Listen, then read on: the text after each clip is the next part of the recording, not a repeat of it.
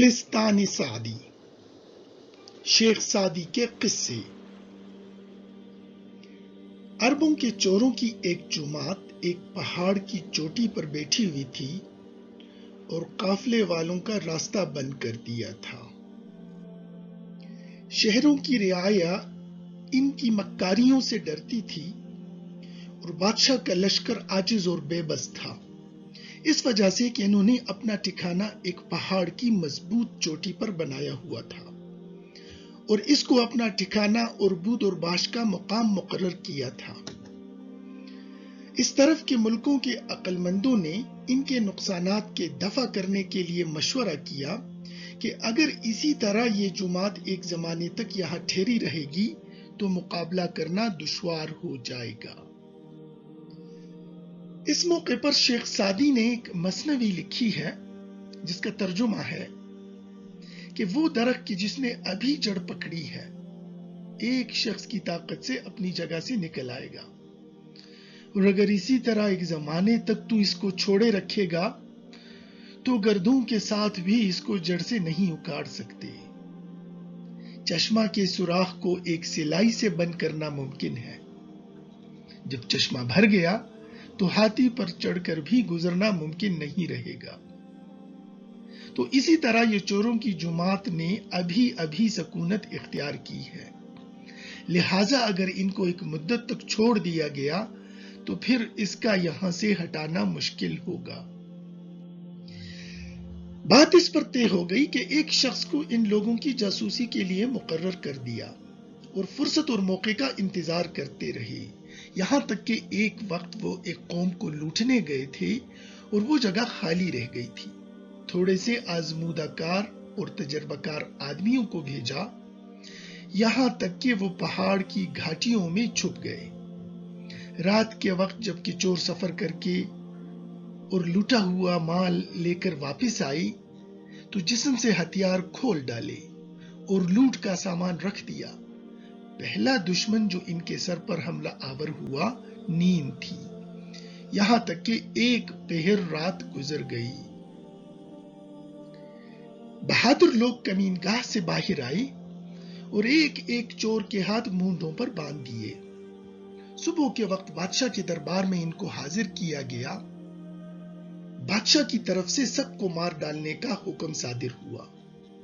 इत्तेफाकन इनमें से एक ऐसा नौजवान था, इसकी जवानी की शुरुआत का मेवा नौरसीदा था और इसके रुखसारों के बाग का सब्जा नया उगा हुआ था।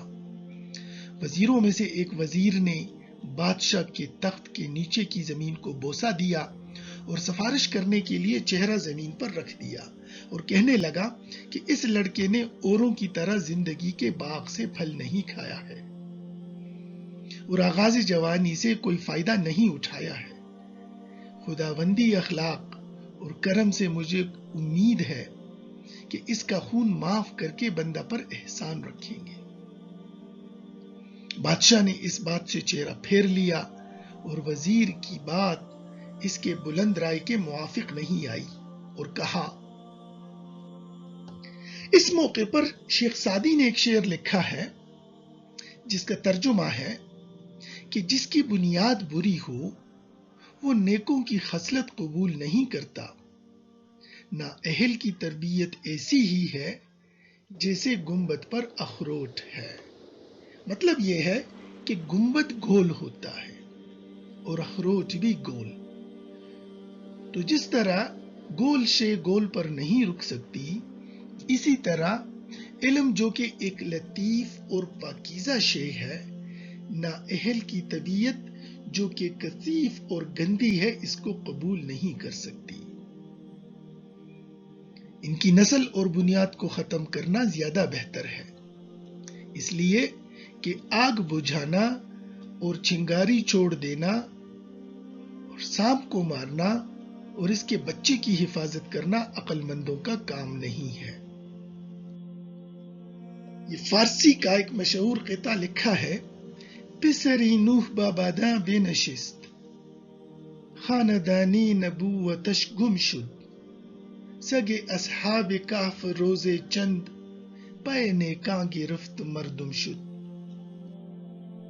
مطلب یہ ہے کہ صحبت اور ہمنشینی کا اثر پڑتا ہے، اور بروں کے ساتھ رہنے سے آدمی برا ہی ہوتا ہے اور نیک لوگوں کے ساتھ رہنے سے نیک ہوتا ہے۔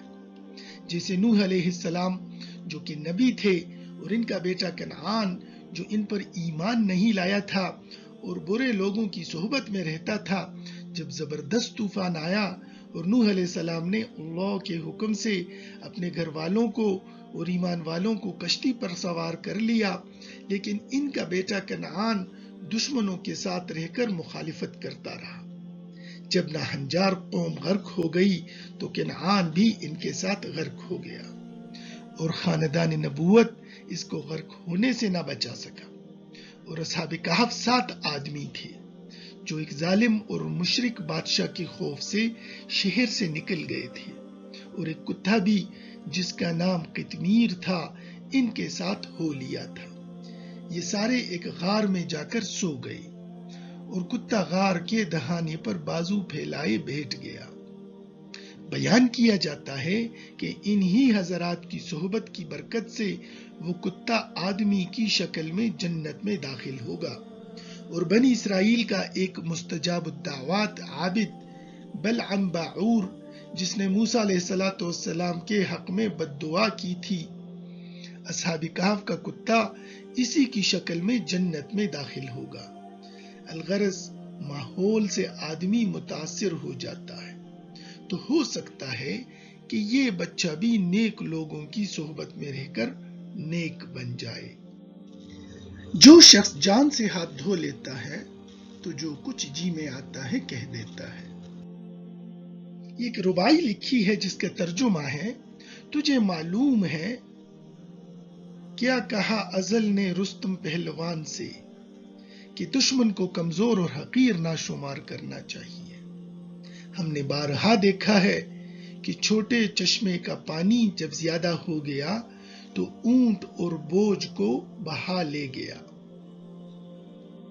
تو قصہ پھر وہیں سے شروع ہوتا ہے کہ بادشاہ نے تو اس لڑکے کو جو نوجوان تھا، چوروں کا ساتھی، اس کو معاف کر دیا، لیکن کہا کہ میرا معاف کرنا مصلحت کے خلاف ہے، کیونکہ جب یہی بچہ بڑا ہو جائے گا تو ایک قوم کو تباہ اور برباد کر دے گا۔ خلاصہ کلام یہ ہے کہ لڑکے کو ناز و نعمت کے ساتھ پالا اور ادب سکھانے والے استاد کو اس کی تعلیم کے لیے مقرر کیا، یہاں تک کہ عمدہ طور سے بات کرنا اور بات کا جواب دینا اور شاہانہ خدمت کے آداب اس کو لوگوں نے سکھا دیا، اور وہ سب کی نظر میں پسند آیا۔ ایک مرتبہ وزیر کچھ اس کی اچھی عادتوں کا ذکر بادشاہ کے دربار میں کر رہا تھا اور کہہ رہا تھا کہ عقل مندوں کی تعلیم نے اس میں اثر کیا ہے اور قدیم جہالت اس کی طبیعت سے نکل گئی ہے۔ بادشاہ کو اس بات سے ہنسی آئی اور کہنے لگا، اس موقع پر فارسی کا ایک شعر لکھا ہے، عاقبت گرگ زادہ گرگ شوت گرچہ با آدمی بزرگ شوت۔ اس کا ترجمہ ہے کہ آخر کار بھیڑیے کا بچہ بھیڑیا ہی ہوگا، اگرچہ آدمی کے ساتھ رہ کر بوڑھا ہو جائے۔ اسی طرح یہ بھی چور کا بچہ ہے، لہذا یہ بھی چور بن سکتا ہے، اگرچہ اچھی عادتیں سیکھ لی ہیں۔ 2 سال اس پر گزرے کہ محلے کے بدماشوں کا ایک گروہ اس سے مل گیا اور دوستی کا عہد باندھا، یہاں تک کہ موقع پا کر وزیر اور وزیر کے دونوں صاحبزادوں کو مار ڈالا اور بے انتہا مال اور دولت اٹھا لے گیا، اور چوروں کی گھاٹی میں باپ کی جگہ بیٹھ گیا اور نافرمان ہو گیا۔ بادشاہ نے حسرت کا ہاتھ دانتوں میں دبا کر کہا۔ بادشاہ نے اس موقع پر ایک شعر کہا جس کا ترجمہ ہے، اچھی تلوار خراب لوہے سے کوئی کیسے بنا سکتا ہے؟ اے عقل مند، نالائق تعلیم دینے سے لائق نہیں ہو سکتا۔ بارش کے جس کی طبیعت کے لطیف ہونے میں اختلاف نہیں، وہ باغ میں لالا اگاتی ہے اور بنجر زمین میں گھاس پھوس۔ ایک دوسرا قطعہ لکھا ہے جس کا ترجمہ ہے، बंजर जमीन सुंबल नहीं उगा सकती। इसमें कोशिश का बीज जाया मत कर। बुरों के साथ नेकी करना ऐसा ही है जैसे नेक लोगों के साथ बुराई करना। इबारत का मतलब वाज़ेह है, अलबत्ता इस हिकायत का मकसद बयान किया जा रहा है, यानी तालीम और तरबियत हर एक शख्स के वास्ते फायदा मंद साबित नहीं होती। जिसके अंदर नेकी और भलाई की सलाहियत मौजूद ना हो, इसकी तालीम और तरबियत की तरफ तवज्जो ना करनी चाहिए, इसलिए कि इसकी तालीम और तरबियत में लगना वक्त को जाया करना है और बुरे लोगों के साथ भलाई का बर्ताव ना करना चाहिए, इसलिए कि इनके साथ भलाई करना इनको सरकश और बागी बना देता है।